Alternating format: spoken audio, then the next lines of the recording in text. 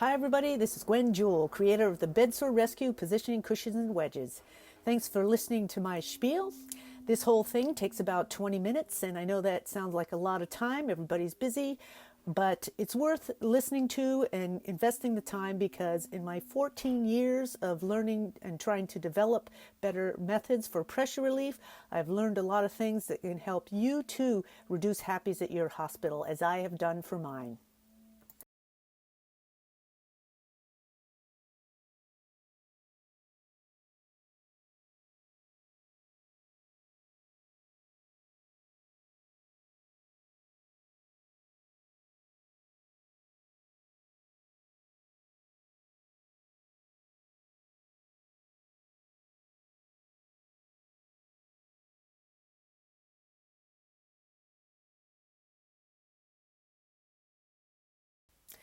Before I get into the weeds about my designs and how I developed them and why they work better, I wanted to sort of give you an overview to give you some context about what you need to know about these positioning cushions and how to use them.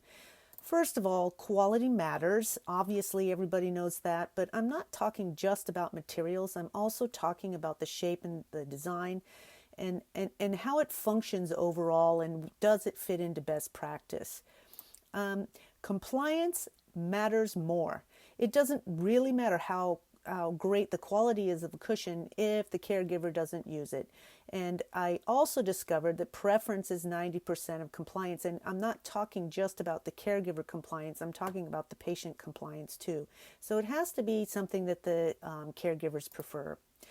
How other hospitals trialed it, I'm not going to spend a whole lot of time trying to prove a cushion works in the controlled environment, because it's a controlled environment and pretty much quality doesn't matter when you control all the other variables that cause pressure injuries.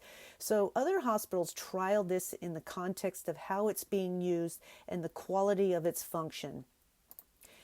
Don't try to measure happy rates when you're evaluating this cushion unless you want to invest over a year and buy, however many and do a controlled study, because happy rates are the result of many variables that have nothing to do with the wedge.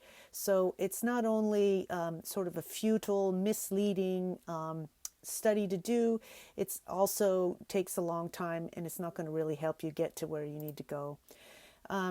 So with quality, you need to consider which one actually works better, which one best meets all the best practice standards for pressure relief, skin safety, infection, and positioning safety.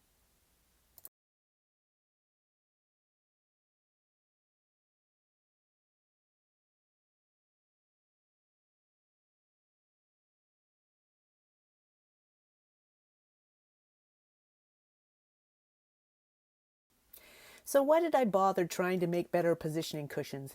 Well, this is data that came up after I started studying this, but I recognized in practice that most turning, positioning, and adequate pressure relief was lost in an average of 15 minutes. Also, it's obvious that I recognize that having good equipment for turning and repositioning was necessary to get better pressure relief. It's obvious. So I got started trying to figure out exactly what was going on by observing patients that I was turning and repositioning. Why don't the devices stay in place that we were using? Why do patients shift off or refuse them? And why do caregivers keep going back to simple pillows? I thought it'd be a snap to figure out exactly how to design it once I understood what was going wrong, but the truth is I went through several prototypes and hundreds of people. Nurses, patients, caregivers, volunteers, anybody who would listen to me. Finally, I got some patents in 2012 and 2016. So you should know the version I have now is in practice and working well.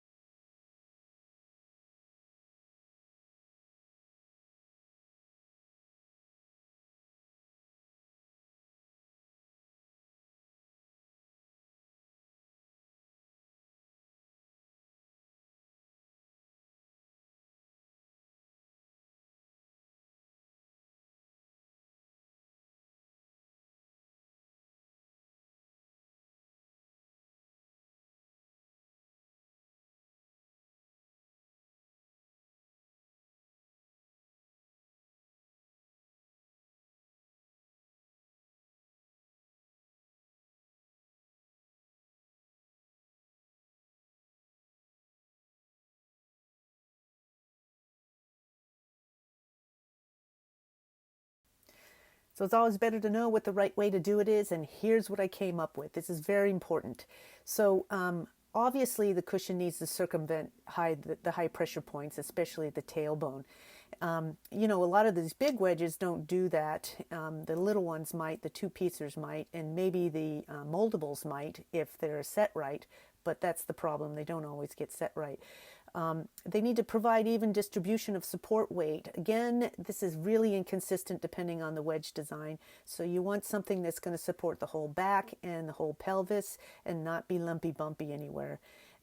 It should support the musculoskeletal alignment. This musculoskeletal alignment is really important in OR, but somehow this science gets lost after the patient gets out of OR. So we really do need to support it so that there's no muscular damage and no neurological damage to their joints.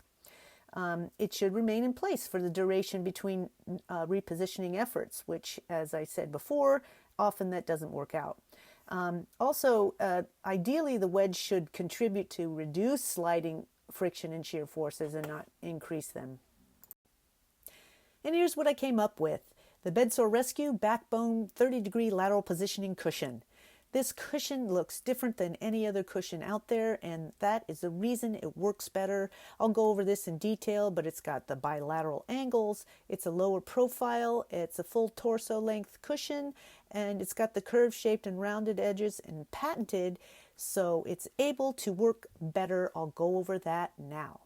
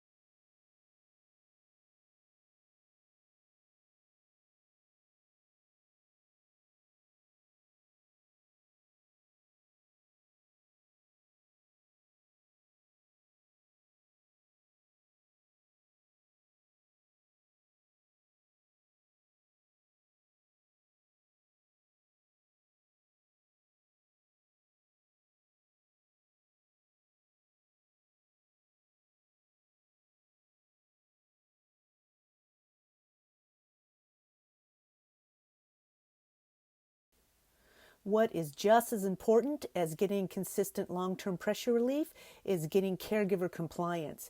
This cushion is a lot easier for the caregiver to use and a lot more reliable and convenient, and so the compliance will improve. It's easy to set. It's one piece, so you can get it in there without a whole lot of ceremony. You can use it in other ways, like a pillow is used in other ways. You can use it to stabilize. This is Brandon with a wedge underneath his legs. So as the head of the bed's raised, he slides down on the wedge. Actually blocks his slide and lifts his tailbone sacrum a little bit. It can suspend if you need to wrap the legs, and also, of course, you can put it at the foot to get some real protection against the bed rail, and even use it as a bed skirt. Awesome. Of course, what's good for the patient and good for the caregiver is good for the facility. First of all, my designs are one of the few positioning cushions out there that meet all the best practice standards for skin safety and effective pressure relief. They're antimicrobial, they're moisture resistant, they're breathable, they tolerate all disinfectant wipes, and so they meet all the patient's safety standards. And of course, they're designed for environmental sustainability. They're reusable. I'll go over the numbers later, but they're multi-patient use, which makes a huge difference in both compliance and of costs. And I'm proud to say that the results have been fabulous. As I mentioned earlier, these results are not controlled trial studies. These are when the backbone wedge was introduced as part of a comprehensive pressure injury prevention protocol. This 56 to 78% reduction was realized very soon after introducing the cushion. And we have seen after a while, once the cushion is sort of really implemented and become part of the habit for the caregivers, your reduction will be even better. The 88% highest rated 30-degree lateral positioning wedge is a rating from Amazon in the retail sector. We sell a lot of these to retail end users, and once we started establishing a standard, we actually raised the bar. I know it doesn't really directly relate to hospital use, but it's relevant because patients like this better than anything else out there. It's a 94.4% satisfaction from acute care nurses who were surveyed after using the cushion for a week. So that's another trial tip you can try. 22,800, this number isn't, it's hard to quantify because it is a multi-patient use cushion. We do have it in several hospitals. So the truth is that it's very hard to say how many people have been helped so far, but the cushions last in the hospital at least 8 months, and so that's probably, for one cushion, you're probably helping at least 20 patients. Okay, I know this is hard to read. Apologies, it's so small, but this is our results at Sequoia Hospital. The yellow bar is total happies and the orange is reportables. We saw a 56% decrease in reportables and a 62% decrease in total. When the cushion was introduced between 21 and 22, and actually we've gone a whole year without any reportable hospital acquireds and just a handful of stage 1 and stage 2 requires. So this is really proving it's working. Okay, phew, I'm trying to go fast, but let's shift gears. We're going into heel floating. That's the other 50% of pressure injuries that start in the heel. Honest to goodness, I found this guy doing this in 2012 when I first started studying heel floating, and but I don't suggest this going forward. It's barely worth spending the time because everybody knows that pillows don't prevent heel pressure injuries. But anyway, the standard limitations for pillows are that they bottom out, they fall over, they shift up and under the knees, which increases pressure on the heels. And of course, the patients move off the pillows and back onto their heels. It was the foam boots that gave me the inspiration to start my studies with how to float heels, because foam boots have a lot of complications that most people don't really talk about and don't really deal with. So let's just go over them real briefly. First of all, the foam boots do increase the pressure and the friction and shear on the bony prominences because often the boots become dislodged when the patient moves their feet or with caregiver handling, and it entangles the patient's feet. Often, in an effort to keep them on, the caregiver will strap them way too tight, and they will actually cause pressure injuries. These wounds down here, this is a wound on the calf. I got a call one time to come down to the emergency room because they got a patient who was brought there because he had a really bad pressure injury, and I kid you not, the nurses couldn't find it. So when I came up, they said, they pointed to the foam boot and they said, the ambulance told us not to remove that at all costs. So I removed it, and lo and behold, here's an unstageable that turned out to be a stage 4 pressure injury from the boot. On the right side, I spared you the gruesome picture of the open heel wound that came when this hydrocolloid came off of the boot. Came off of the heel, but this boot actually rubbed it off. The heel was placed the heel was found really close to where the hydrocolloid was and wide open and bleeding, and this was caused by a dislodged boot. So these don't work the way they're cracked up to be. They're also very complicated to don and doff, which inhibits skin checks, and they are, of course, also disposable and extremely wasteful. So they don't work as well as they should. I don't see these much in practice, but traditional heel floaters, the biggest drawback to traditional heel floaters is that they cause ankle dangling. Ankle dangling is a big no-no. Obviously, it can be really painful if the patient has their ankles dangling for a long period of time, and it can also cause foot drop. Also, if they have a sharp edge, especially against the Achilles heel, they actually can cause Achilles heel damage. Also, they're difficult to float when the patient's turned, especially if they're managing to turn more than 30 degrees, but they don't really accommodate a musculoskeletal alignment when they're elevated about 4 inches like most of them are. Elevation might be contraindicated if the patient has arterial blood flow problems or diabetic foot ulcers, so you do want to keep it low profile if you possibly can. And when they have a pad there on the side rails that try to keep the patient from moving off the cushion, this is actually entrapment, especially because if the patient is trying to move their legs because they're having ankle pain, it is actually entrapment. So these are really not ideal at all either. Applying what I learned, here is the right way to float the heels. First, you want to float all the bony prominences of the foot. The malleolus and the tips of the toes and the sides of the feet also can get bed sores, so you want to float everything. You don't want ankle dangling. I already went over that. You want low profile. I went over that also, so that you can get best possible blood flow, or something that can be elevated if you have edema and need to deal with swelling. It should never entangle, bind, restrict movement. Any natural movement the patient is able to do should be supported. They need to be adjustable. In other words, you should be able to get float and support regardless of the leg position or torso position of the patient. And you should be able to support the sides of the legs. Actually, the side of the legs is where that nerve runs down. So if you can support the side of the legs, you will reduce the risk of foot drop.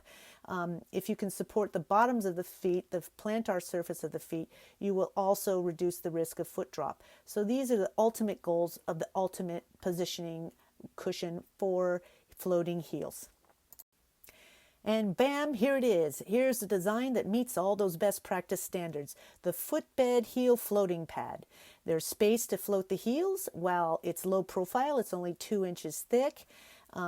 And the side rails are available if you need them to support the sides of the legs and the bottoms of the feet without causing any pressure on any of the bony prominences or the ankle bones.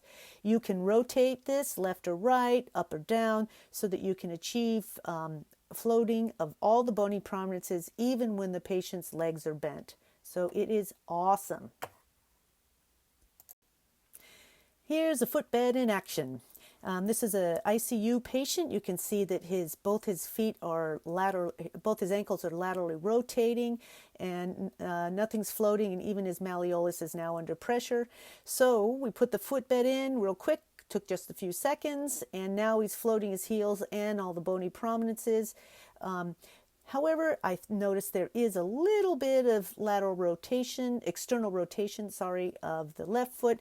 So I put a pillow under that left side, and now we've supported the sides of his legs and supported his feet. So now there's no more rotation, and he's still getting floated. Awesome. I just want to show you a few other examples. This patient is turned 30 degrees lateral. She's got her knees bent and the wedge is angled so that we still maintain a heel floating. We could have stood to put a pillow under here and get a little support under her plantar surface. That would have been nice. When you see this from the side, you can see that there's very little lift. So this guy with diabetic foot ulcers is really not getting much interruption of his feet.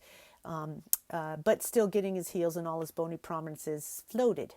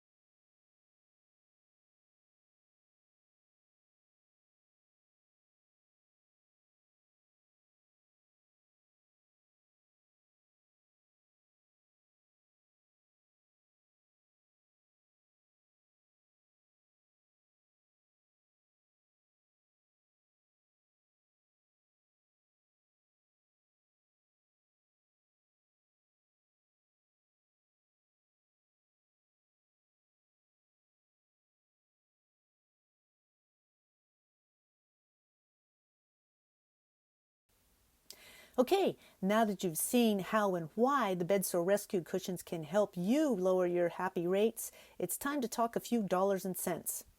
Now, I'll be honest with you, a lot of times wound care nurses have a real hard time just getting these cushions in to start because there's always a trial question, and the initial outlay is going to be more because these are multi-patient use, so the materials and quality of the products are a lot higher quality.